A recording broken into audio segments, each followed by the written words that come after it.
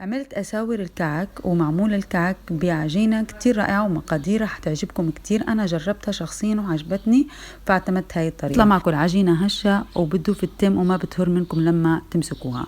المقادير كتير متوازنة. أول حاجة بتضيفوا هون كيلو طحين ونص كيلو سميد ناعم، حوالي مجين وربع من السميد الناعم. تحطوا حسب الرغبة ربع كوب من السكر البودر، ممكن ما تضيفوه، وبتضيفوا 3 ملاعق كبار من كلفة الكعك و5 ملاعق كبار من السمسم. بعدين هون بتضيفوا الدهون. طبعا عايرت حسب المقدار. هون الدهون بياخد معي كوبين وربع من السمنة وكوب وربع من الزيت النباتي. بتبسوها لمدة 10 دقائق حتى تتشرب الدهون. طريقة البس هون بالأطراف الأصابع ما بنعجنها، ديروا بالكم. بتبسوها بهاي الطريقة من أطراف الأصابع وبعدين بتفركوها بهذا الشكل، وبعد ما يتشرب معكم الدهون وبستوها هيك لمدة 10 دقائق يعني بيصير زي رمل البحر بهذا الشكل.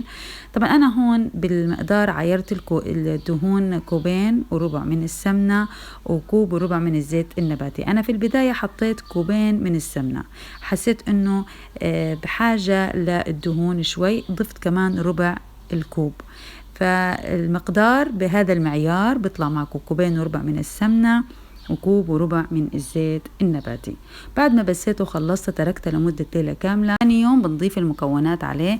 بحط مقادير 2 باكيت من البيكنج باودر، وبحط عليهم معلقة كبيرة من ينسون الحب، وطبعا هون بضيف رشة ملح و3 ملاعق كبار من الحليب البودر، وبعجنها طبعا من تحت لفوق بأطراف الأصابع بهذا الشكل.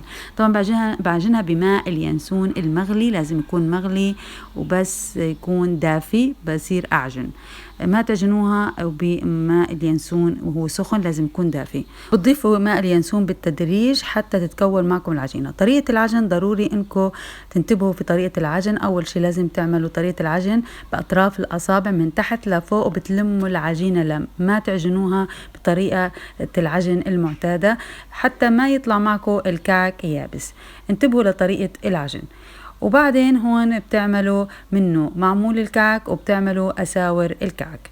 وكل عام وانتم بخير، وإن شاء الله ينعاد عليكم بالصحة والسلامة. وإذا عجبكم الفيديو ارفعوا من هذا الفيديو بلايكاتكم، وإذا أول مرة تزوروا قناتي اشتركوا فيها وفعلوا الجرس ليصلكم مني الجديد. وتحياتي.